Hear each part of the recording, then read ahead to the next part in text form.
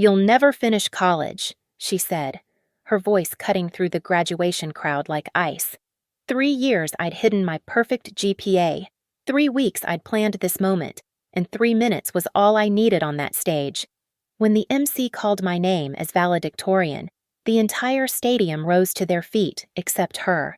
She stood frozen, watching me take the microphone, watching me pull out the folder of evidence, watching me smile as I began, "Some people said I'd never make it here. My name is Elise Carter, and this morning at 5:43 a.m., I received the email that would turn my graduation day into something far more than a ceremony."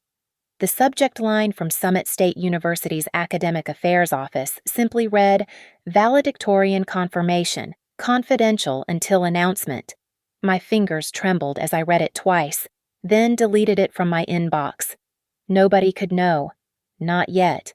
The Colorado sun was already brutal at 9 a.m. as we gathered outside the stadium. The polyester graduation gown clung to my back, and the metallic bleachers radiated heat waves that made the whole scene shimmer like a mirage. I could hear the public address system crackling to life, testing microphones, the feedback squealing across the parking lot. My mother-in-law, Marjorie Blaine, stood near the entrance with her cluster of relatives, her silver hair perfectly coiffed despite the heat. Her linen dress unwrinkled everything about her as controlled and sharp as always. "There she is," Marjorie announced as I approached, loud enough for the entire Blaine family contingent to hear. "Our little community college dropout, playing dress-up in a cap and gown." She turned to her sister Patricia. "You know, some people just aren't meant for higher education. I tried to tell Tyler when she insisted on going back, but men never listen when it comes to their wives' little fantasies." The words hit exactly where she intended them to. 3 years ago, those words would have made me shrink, made me doubt, made me give up. But now, with the speech draft folded in my pocket, the one I'd practiced at 3 a.m., in my car, in the shower, in the mirror until every word was carved into my memory, I just smiled. "We should find our seats," I said quietly. "Oh, are you actually walking?" Marjorie's eyebrows rose in mock surprise. "I assumed you'd just be in the audience. Tyler mentioned you were struggling with your grades. Something about academic probation." Tyler, my husband, shifted uncomfortably beside her. He knew that was a lie, or, at least, he should have known if he'd been paying any attention to my life beyond what his mother told him. But Tyler had always been more comfortable letting Marjorie craft the narrative of our lives. The processional music began, that traditional pomp and circumstance that sounds both triumphant and funeral. We filed in by department, then by last name. The stadium was packed, over 3,000 people fanning themselves with programs, the air thick with perfume, sunscreen, and anticipation. I took my assigned seat in the general graduation section, not the special front row reserved for honors students, another detail I'd specifically requested to keep hidden, as names were called alphabetically. I watched the stages of a ceremony I'd dreamed about since returning to school, each graduate crossing the stage, shaking hands with Dean Lowell, receiving their diploma cover. The real diplomas would come later by mail, but this moment, this public recognition, this was what mattered. Adams, Albertson, Brennan, Cade. My row stood to prepare. In my pocket, my phone vibrated with a text from Professor Keene. "Metadata analysis complete. Everything's documented. You've got this. Carson, Carter." But they didn't call my name. Not yet. They continued through the alphabet, and I sat back down with my row, playing the part of the average graduate. The sun climbed higher. Marjorie, seated 5 rows behind me with the families, was probably smirking. She'd notice I wasn't in the honors section. She'd craft a story about it later, how I couldn't even manage cum laude, how Tyler was too generous paying for a degree I'd barely earned. The last of the graduates crossed the stage. Then Dean Lowell approached the podium. "Ladies and gentlemen, before we conclude today's ceremony, we have one final honor to bestow, This year's valedictorian achieved a perfect 4.0 GPA while working full-time, completing advanced research in data analytics, and overcoming personal challenges that would have defeated a lesser person. It is my privilege to invite to the stage, as our 2025 valedictorian, Elise Carter. The stadium erupted, 3,000 people rising to their feet.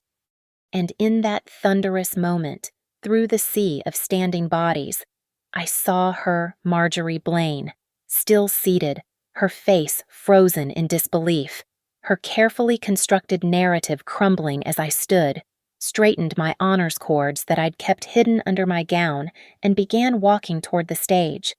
3 years earlier, I'd been a different person. Tyler and I had been married for 2 years, living in his childhood home in Fort Mason while we saved for our own place, Marjorie's idea. Naturally, I'd been 26, working morning shifts at Northline Coffee Roasters starting at 4:30 a.m., then rushing to my part-time administrative assistant job at Ridgeview Analytics until 7 p.m. Every penny went toward our supposed future Tyler's credit card debt, the household expenses, and my modest savings for returning to college. Family helps family, Marjorie would say, sitting at our kitchen table, technically her kitchen table as she went through our bank statements. Yes, she had access. Tyler had given her our login credentials for emergencies, and somehow emergencies happened every week. The first manipulation was almost elegant in its cruelty. I'd saved $4,000 for tuition, meticulously transferred to a separate savings account over 8 months of double shifts and skipped lunches. 2 weeks before enrollment, it vanished. "Oh, sweetie," Marjorie had said, not even looking up from her phone. Tyler's credit situation was becoming critical. They were threatening legal action. I transferred your little college fund to handle it. You understand, don't you? A wife supports her husband. Besides, you can always enroll next semester. Tyler sat there, silent, staring at his hands. Later, I found out his critical debt was from a jet ski purchase he'd hidden from me. The legal action threat, a standard late payment notice. But the FAFSA incident that was her masterpiece. I'd finally scraped together enough for tuition again, working overtime until my hands shook from exhaustion. I submitted my financial aid application in January, early enough to qualify for maximum aid, or so I thought. I helped you with those forms, Marjorie announced at a family dinner in March. You seemed so overwhelmed, dear. I updated your contact information to make sure nothing got lost. She'd changed my email address on the application to one she controlled, then responded to all verification requests with delays and incorrect information. By the time I discovered it, the priority deadline had passed. Aid denied. Another semester lost.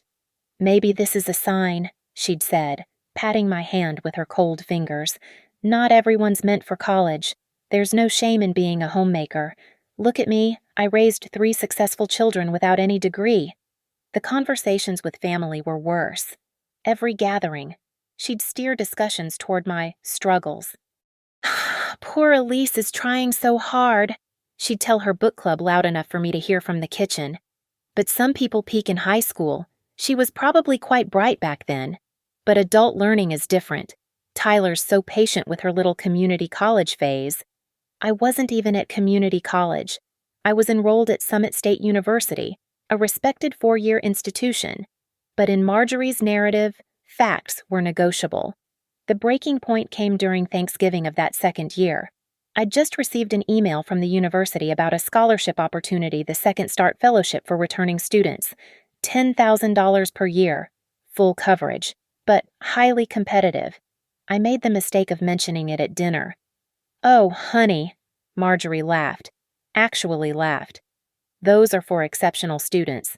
Students who've overcome real challenges, not middle-class wives who can't balance a checkbook. That night, going through our laptop history while Tyler slept, I found it. Email forwarding rules. Dozens of them. All created from his account, but with his mother's digital fingerprints all over them, her unique spelling errors, her tendency to use double spaces after periods. Every email from Summit State, from financial aid, from my professors, all automatically forwarded to Tyler's account, then deleted from mine. She'd been monitoring my education for 2 years, reading my grades, which were excellent, my professor feedback, which was glowing, my scholarship opportunities, which she'd made sure I never saw. I sat in our bathroom at 2:15 a.m., laptop balanced on my knees, screenshot after screenshot saving to a USB drive I'd hidden in a tampon box, the one place I knew neither Tyler nor his mother would look. The evidence was all there: unauthorized access, financial manipulation, mail fraud potentially. That night, I made my decision. I wouldn't fight her directly. I wouldn't demand apologies or explanations, or even acknowledgement. I would simply disappear into my own life, become invisible while becoming undeniable. I would take back my education so quietly she'd never see it coming, build my revenge grade by grade, credit by credit, until the moment I could stand in front of everyone she'd lied to and prove her wrong with a single irrefutable fact: I was the best student that university had ever graduated. The next morning, I opened my own bank account at a credit union across town, changed every password, enabled 2-factor authentication on everything, and began the long game. Marjorie thought she'd won by keeping me down. She had no idea she'd just taught me exactly how to rise. The transformation began with small, calculated moves. I switched to the night shift at Northline Coffee Roasters 11 p.m. to 7 a.m., which paid $2 more per hour and meant I'd never cross paths with the Blaine family friends who frequented the morning rush. My new bank account at Cross State Credit Union grew slowly but steadily. Every deposit made in cash, every transaction invisible to the prying eyes that had monitored my finances for years. The Second Start Fellowship application required absolute secrecy. The program explicitly stated that recipients could request confidentiality until graduation, a clause designed for students escaping domestic situations. I qualified, though my prison had walls made of manipulation rather than physical violence. Dean Aria Lowell personally handled my application after I explained my situation in careful, documented terms. "Financial abuse is still abuse," she'd said during our meeting at 6:30 p.m., the only time I could guarantee privacy. "We'll protect your information. Sign this NDA agreement, and not even your professors will know you're the fellowship recipient unless you choose to tell them."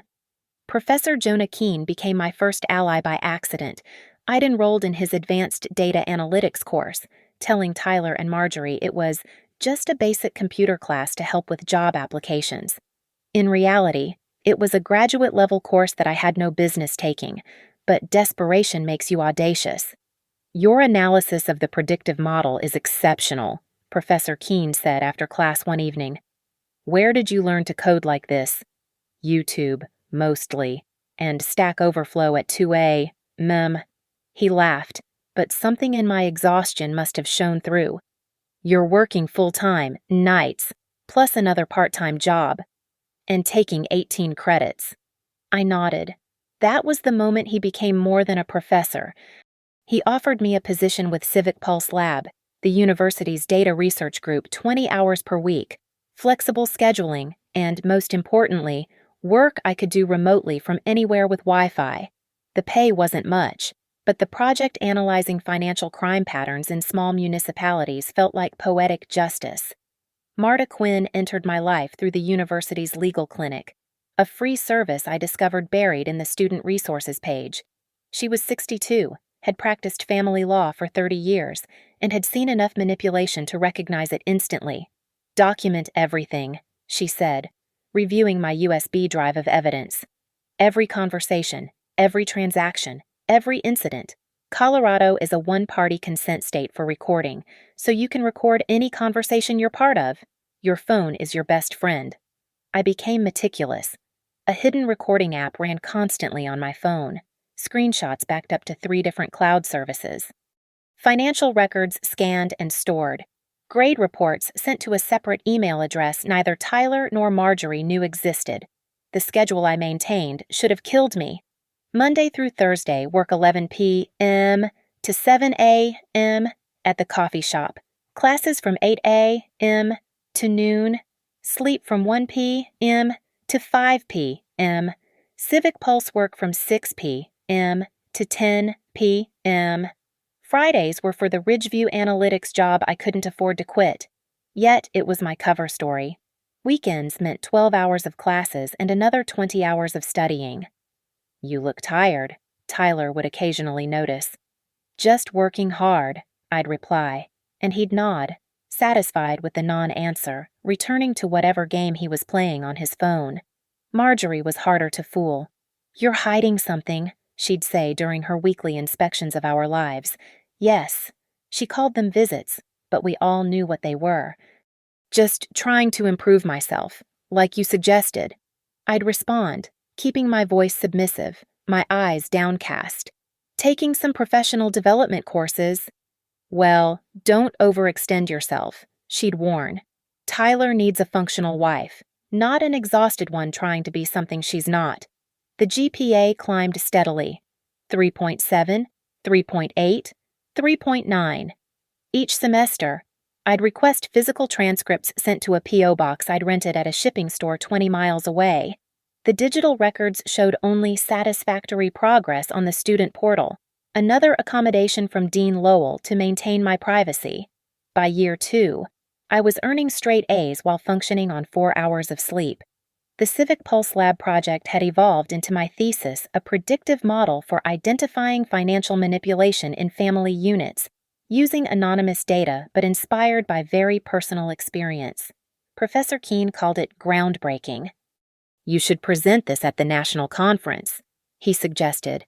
"I can't. Not yet." He didn't push, but I could see he understood. There was something about the way broken people recognize each other, a shared language of careful boundaries and strategic silence. The hardest part was the loneliness. I couldn't tell anyone about my successes. No celebration for making the dean's list every semester. No acknowledgement of the research paper published in the Journal of Financial Analytics under a pseudonym. No one to share the moment when Professor Keene told me I was the strongest student he'd taught in 20 years. Instead, I celebrated alone in my car at 3 a.m., crying into cold coffee, knowing that every perfect grade, every academic achievement, every small victory was a brick in the wall I was building, not a wall to hide behind, but a platform to stand on. High enough that when the moment came, everyone would have to look up to see me, especially the woman who'd tried so hard to keep me down. The war escalated in my final year. Tyler's sales numbers at Blue Ridge Supply had been declining for months. He blamed the economy, his territory, his manager, everyone but himself. Marjorie, naturally, found a way to make it my fault. "If you were more supportive, more present, Tyler could focus on his career," she announced during Sunday dinner. "Instead, you're always tired, always distracted with your little hobby classes. A good wife elevates her husband. You're dragging him down." "I need a lease to quit that coffee shop job," Tyler said suddenly, not looking at me. "Maybe take a break from the classes too, just until I get back on track." "That's very sensible," Marjorie agreed immediately. "Family first, always." I recorded the entire conversation. "I'll think about it," I said quietly, knowing I'd never comply. When I didn't quit, Marjorie escalated. The next week, I received a call at work from someone claiming to be an academic advisor from Summit State. "Mrs. Carter, this is David Hensley from Student Affairs. We need to discuss your academic standing." Something felt wrong immediately. The university never called. They emailed through the secure student portal. "Could you email me through my student account?" I asked. "I'd prefer to have this in writing." "This is urgent. You're several credits short for graduation. We need to meet immediately." I hung up and called the registrar's office directly. There was no David Hensley in Student Affairs, but I recognized the slight Boston accent. The formal speech pattern, it was Marjorie's friend Richard, who'd worked in education decades ago. I started recording and called the number back. "Mr. Hensley, this is Elise Carter. Could you tell me which specific credits I'm missing?" He fumbled through vague accusations about incomplete prerequisites, failed to name a single actual course, and eventually hung up when I asked for his employee ID number. I had it all recorded. But Marjorie's masterstroke came 2 weeks later. An anonymous complaint was filed with the university's Academic Integrity Board, accusing me of plagiarism in my thesis project. The complaint included evidence excerpts from my work allegedly matching online sources.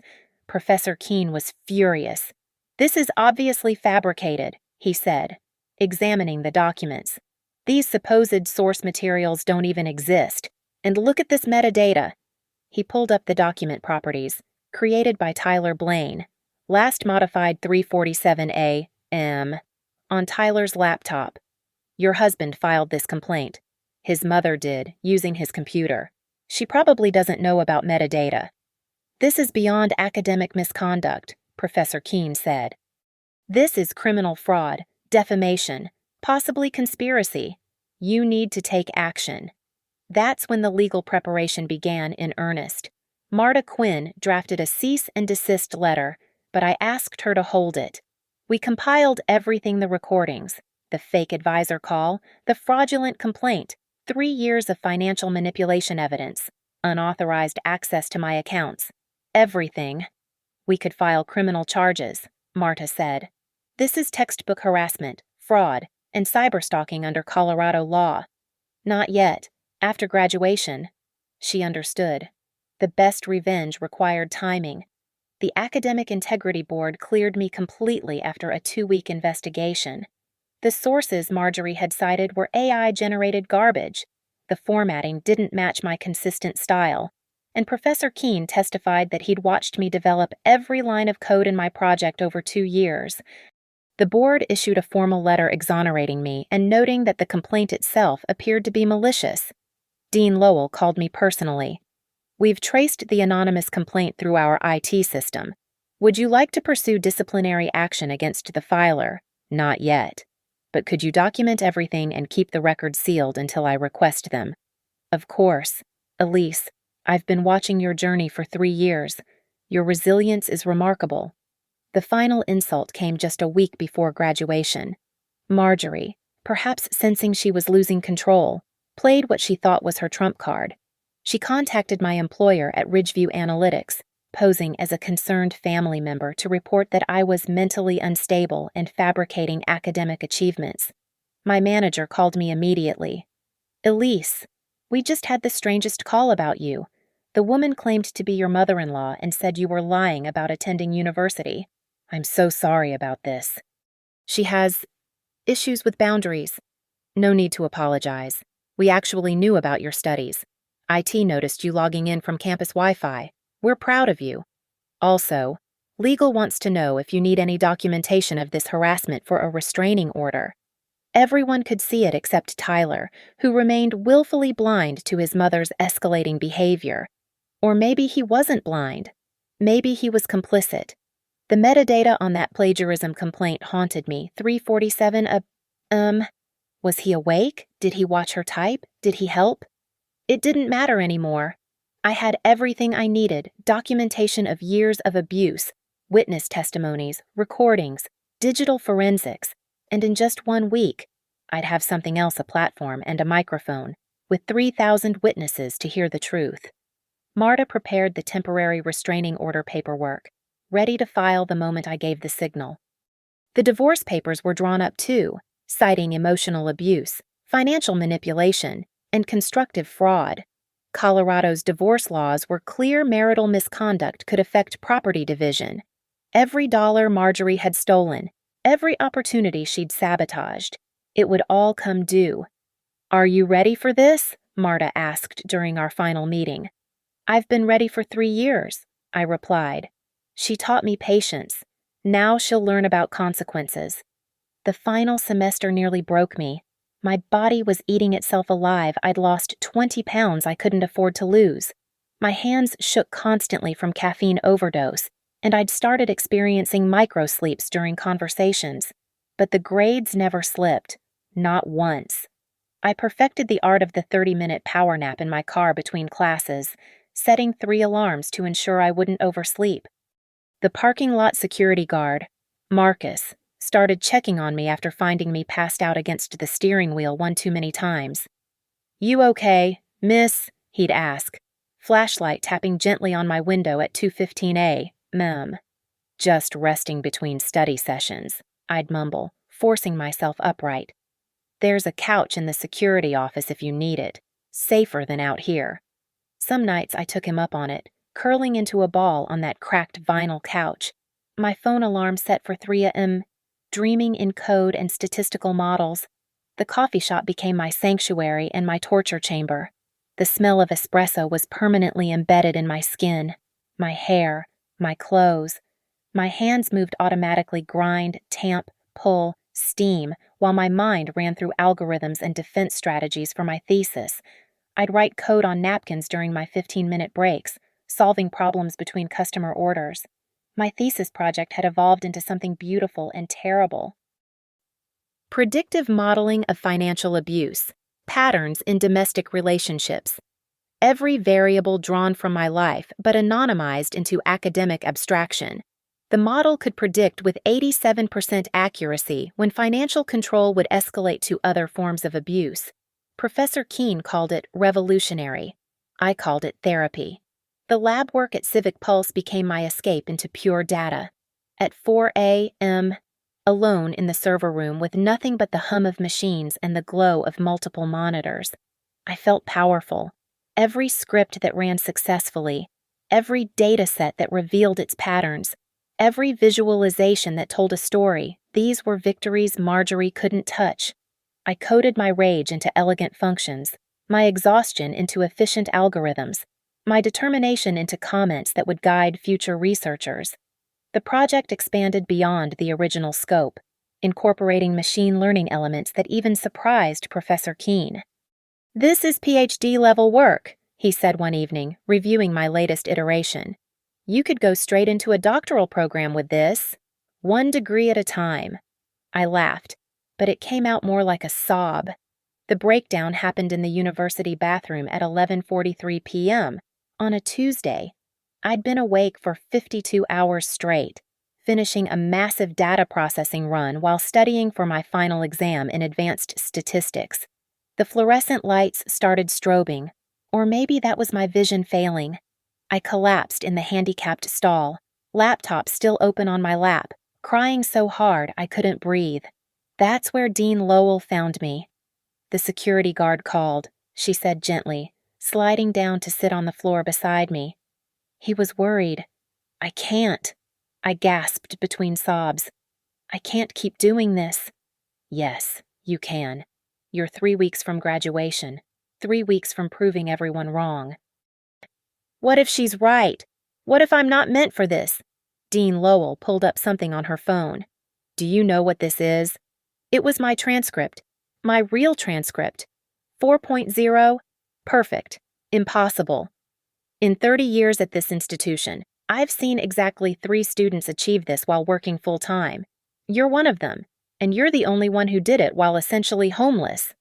I'm not homeless. Sleeping in your car and the security office counts. Elise, we know. We've all been watching, hoping you'd ask for help, respecting that you needed to do this your way. She helped me up, walked me to her office, made me eat a protein bar and drink water while she pulled up something else on her computer. The Valedictorian Selection Committee met yesterday. It was unanimous. You're not just graduating. Elise, you're graduating as the absolute best we have. I stared at the official letter on her screen. Valedictorian. The girl Marjorie said would never finish college. I want to destroy her, I admitted, the words raw and honest in my exhaustion. No, Dean Lowell said firmly. You want to transcend her. There's a difference. Destruction leaves you both in ruins. Transcendence leaves you free. But I wanted both. I wanted transcendence and destruction, freedom and revenge, the high road and the scorched earth. I wanted Marjorie to watch me rise while her lies crumbled. Wanted Tyler to realize what he'd lost while losing it. Wanted 3,000 people to witness the moment the narrative changed forever. The last 3 weeks blurred together. Finals, project presentations, the secret valedictorian speech preparations, I wrote 18 drafts, each one sharper than the last. The audio-visual team helped me prepare slides, anonymous data visualizations from my thesis that would play behind me as I spoke. No names, no direct accusations, just patterns that anyone who knew the story would recognize. My GPA held 4.0, perfect, untouchable. The night before graduation, I sat in that same parking lot where I'd slept so many nights, looking at the campus that had become my battlefield and my sanctuary. Tomorrow, Marjorie would learn what happened when you tried to bury someone who knew how to dig. The night before graduation, I met with my team in Dean Lowell's conference room at 10 p.m. It looked like a war room: laptops, documents, recording devices, and multiple backup plans spread across the table. "The restraining order is ready," Marta Quinn said, sliding the paperwork across to me. "The process server will be stationed at the auxiliary entrance. The moment you signal, they'll serve both Tyler and Marjorie. The order includes workplace harassment, cyberstalking, fraud, and attempted educational interference." Professor Keene had his laptop open. "I've compiled all the metadata evidence into a single encrypted file. The fraudulent plagiarism complaint, the timestamps showing Tyler's computer was used, the IP addresses, it's all here. The university's legal team has copies of everything." "What about the recordings?" Dean Lowell asked. I pulled out my phone, showing them the cloud backup. 3 years of recordings, every threat, every manipulation, every lie. The fake advisor call is particularly damning. Richard Hensley admitted on tape that Marjorie asked him to impersonate university staff. "That's a federal crime," Marta noted. "Impersonating educational officials for fraud. She could face serious charges." The AV team leader, James, pulled up the presentation. "Your speech slides are loaded. We've programmed them to advance automatically with your remote. The graphs will display anonymized data about financial abuse patterns, escalation tactics, and institutional gaslighting. No names, but the pattern will be unmistakable." "Security?" I asked. "Campus police will have 4 officers in the venue." Dean Lowell confirmed. "They've been briefed about potential disruption. If Marjorie or Tyler try to interrupt your speech or approach you afterward, they'll intervene." I looked at the valedictorian medal on the table, its gold surface reflecting the fluorescent lights. "She'll try to stop me." "Let her try," Professor Keene said quietly. "The microphone will be live. Every word she says will be recorded and broadcast to 3,000 people." We ran through the plan twice more. The speech would start normally, thanking professors, celebrating classmates, then the pivot discussing overcoming obstacles, the slides beginning to show patterns of abuse, no names initially, just data. Then the personal revelation, carefully worded to avoid legal liability but clear enough that everyone would understand. "Remember," Marta cautioned, "stick to facts you can prove. Don't make accusations you can't support with evidence. You're telling your story, showing your data, drawing academic conclusions. If they recognize themselves in the patterns, that's on them." At midnight, I drove home for the last time. Tyler was asleep, or pretending to be. I stood in our bedroom doorway, watching him breathe, wondering if he knew what was coming. On his nightstand, his phone showed 3 missed calls from his mother. She was anxious about something. I didn't sleep. Instead, I sat at the kitchen table where Marjorie had held court so many times, reviewing my notes one final time. Every insult she'd delivered at this table, every financial document she'd reviewed, every dream she'd dismantled, it all led to tomorrow. At 3 a.m., I recorded one final video on my phone, a backup testimony in case anything went wrong. "My name is Elise Carter. Today is graduation day. If something happens to prevent me from speaking, please know that everything I've achieved was despite systematic attempts to sabotage my education. I have evidence of financial fraud, identity theft, and educational interference.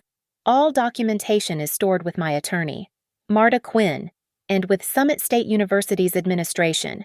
I am not suicidal. I am not unstable. I am valedictorian. I encrypted the video and sent it to 5 different people with instructions to release it if I didn't send an all clear by noon. The morning came gray and humid, storm clouds building over the mountains. I dressed carefully, the honor cords hidden under my gown as planned, the remote for the slides in my pocket, my phone recording everything. Tyler woke as I was leaving. "Big day," he said flatly. "Yes. Mom will be there early. She wants good seats." "I'm sure she does." He looked at me then, really looked at me for the first time in months. "Elise, are you—" "Am I what?" He shook his head. "Nothing. See you there." I arrived on campus at 7 p.m. The AV team was already setting up, testing microphones, loading the presentation. Marta was there with the process server, a stern-looking woman named Patricia who'd served papers for 20 years. "She'll be in position before the ceremony starts," Marta assured me. "The moment you give the signal touching your cap, she moves." Professor Keene arrived with a small group of faculty who'd been quietly supporting me. They wore special pins data points forming a constellation, a symbol from my thesis work. They knew what was coming. Dean Lowell pulled me aside. "The president of the university will be attending. He's been briefed on the situation. If things escalate, he's prepared to take the microphone and support you." At 8:30 a.m., I took my place in the staging area with the other graduates. Through the window, I could see the stadium filling. There was Marjorie, front row as Tyler predicted, holding court with her family, no doubt telling them how disappointing it was that I'd barely graduated. My phone buzzed, a text from an unknown number. "We know what you're planning. Stop now or face consequences." I showed it to Marta immediately. She smiled grimly. "She just threatened you in writing. That's another charge?" The processional music began. 3,000 people rose to their feet. I walked with my class, my heart steady, my mind clear. 3 years of preparation for 3 minutes of truth. The trap was set. The evidence was ready. The audience was assembled. All that remained was the performance. The walk to the podium felt like floating. 3,000 faces turned toward me as Dean Lowell's voice echoed across the stadium. "Ladies and gentlemen, our 2025 valedictorian, Elise Carter." The applause was thunderous. Through the sea of standing bodies, I saw Marjorie, still seated, her face cycling through confusion, disbelief, and finally, rage. Tyler stood slowly beside her, his expression unreadable.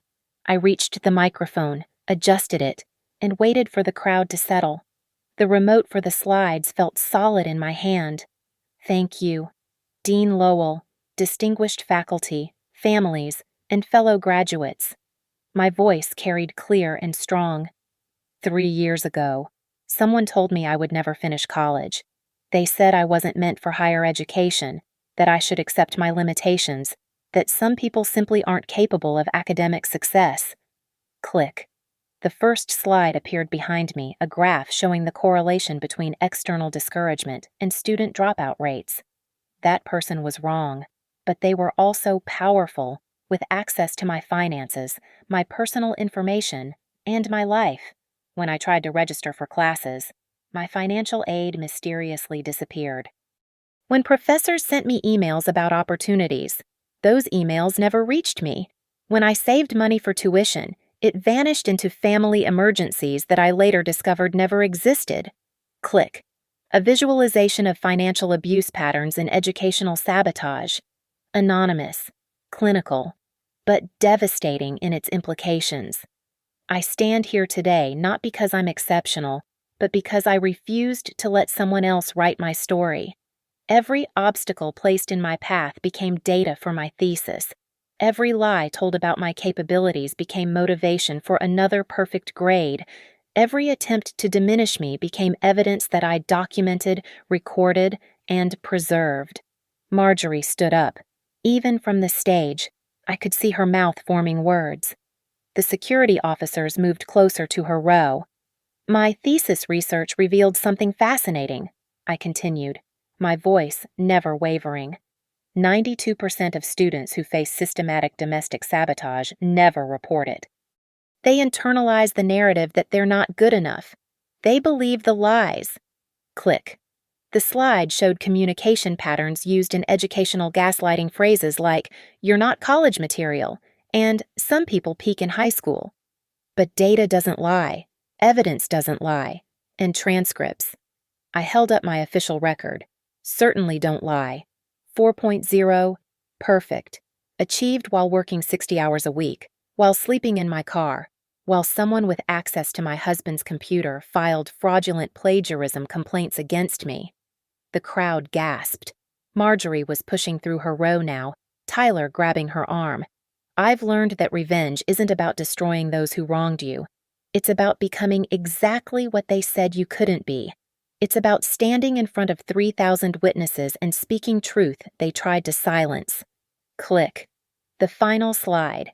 Education is the one thing no one can take from you once you've earned it. To my fellow graduates who overcame invisible battles, who fought wars no one saw, who achieved despite active sabotage, this victory is ours. To those who tried to stop us, liar Marjorie's voice cut through the stadium. She'd reached the aisle, her face contorted with fury. She's lying. She's manipulating all of you. I tried to help her, supported her, and this is. The microphone picked up every word, broadcasting her rage to thousands. Security moved in, but I raised my hand to stop them. "Thank you for proving my point," I said calmly into the microphone. "Ladies and gentlemen, I present Exhibit A." I touched my graduation cap, the signal. Patricia, the process server, emerged from behind the stage, walking directly to Marjorie with the restraining order. The crowd watched in stunned silence as legal documents were placed in Marjorie's shaking hands. "Tyler Blaine," Patricia called out. Tyler, frozen in place, nodded numbly. "You're being served with divorce proceedings and a restraining order. Please don't approach Ms. Carter." I turned back to the microphone. "Education transforms us. It gives us voices that can't be silenced, futures that can't be stolen, and courage to stand in our truth. Class of 2025, we didn't just graduate today, we transcended." The stadium erupted. The standing ovation was deafening, but I only had eyes for one person, Marjorie, standing there with legal papers in her hands, watching her carefully constructed narrative collapse in front of everyone she'd lied to. Dean Lowell approached the podium, putting her arm around my shoulders. "Ladies and gentlemen, I've been in education for 30 years. This is why we do what we do. This is why education matters. Congratulations. Valedictorian Carter." As I left the stage, Professor Keene met me at the bottom of the stairs. "The university president wants to offer you a full scholarship for our PhD program," he whispered. "Your thesis is being fast-tracked for publication in 3 journals." I looked back at the crowd. Marjorie was being escorted out by security, her family trailing behind in shock. Tyler stood alone, looking lost, holding his own set of divorce papers. 3 years of suffering, 3 minutes of truth, a lifetime of freedom ahead.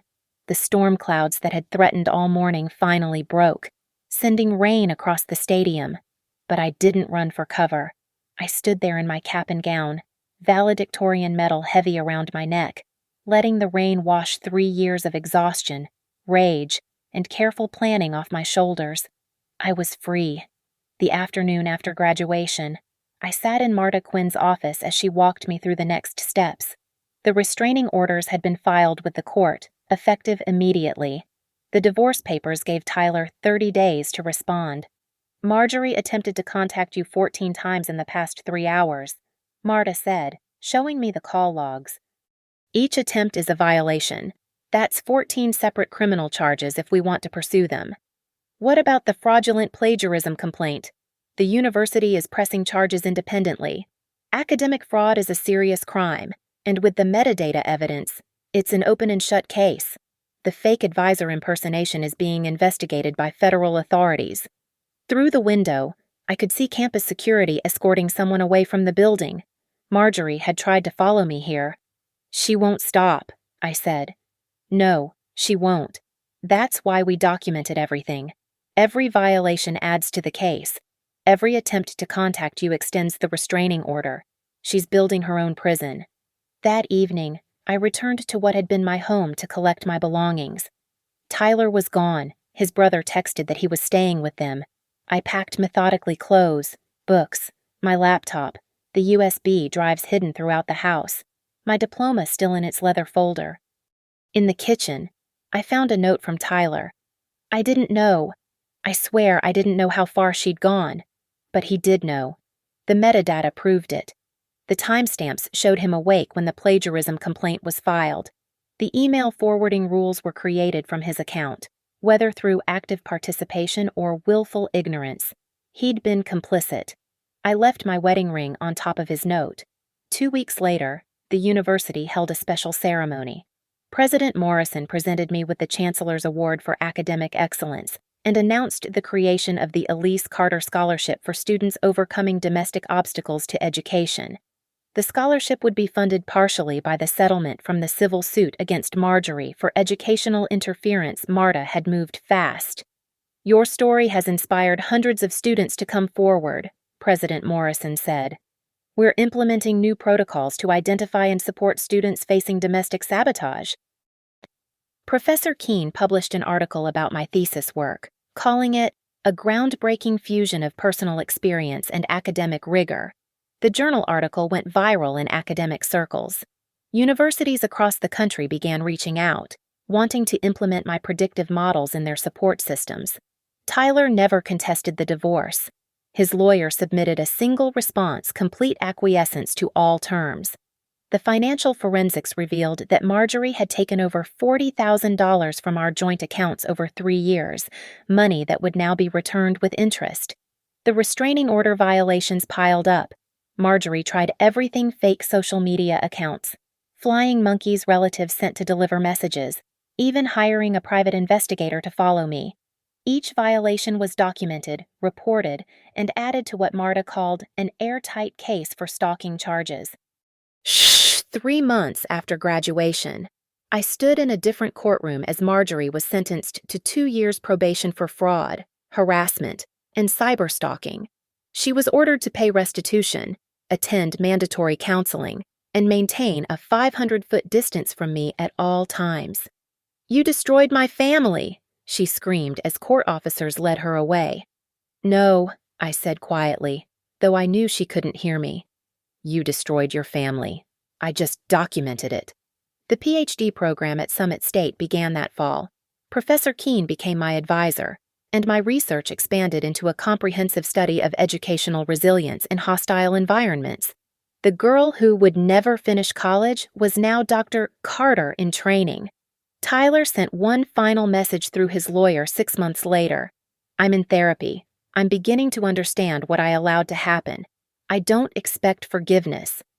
I just wanted you to know that your success is deserved, and I'm sorry I ever let anyone make you doubt that. I didn't respond. Some bridges, once burned, should stay ash. A year later, I was invited to speak at a national conference on educational equity. As I stood before 500 academics, researchers, and advocates, I thought about that morning when Marjorie said I'd never finish college. She'd been so certain of her power, so confident in her control. Systematic sabotage in education often comes from those closest to us. I began my keynote. But data doesn't lie, evidence doesn't lie, and the most powerful revenge against those who try to diminish us is to become undeniable. The presentation ended with a standing ovation. Afterward, a young woman approached me, tears in her eyes. My mother-in-law has been doing the same thing to me. I thought I was crazy. I thought I was alone. You're not alone, I told her, handing her Marta's business card. And you're not crazy. Document everything. Trust the evidence, and never let anyone convince you that their narrative about your limitations is true. As I walked across campus that evening, past the library where I'd slept, the parking lot where I'd lived, the buildings where I'd fought for every grade, I realized something. Marjorie had been wrong about everything except one thing. I had changed, not into the failure she'd predicted, but into someone she never saw coming, someone who could transform abuse into achievement. silence into speech, and revenge into revolution. My phone buzzed with an email from Dean Lowell. Dr. Carter, the International Education Summit wants you to deliver their keynote next year. Title, When Success is the Best Revenge. Interested. I smiled, typing back a single word, yes. The woman who said I'd never finish college had given me the greatest gift of all the unshakable knowledge that no one else gets to write my story. I hold the pen. I always have. Thank you all for listening to my story. I'd love to know where you're listening from. Please comment below and let's connect. If this story resonated with you, please subscribe to the channel and share your thoughts. Your own experiences and perspectives matter, and this community is here to support everyone who's fighting their own battles against those who try to keep them down.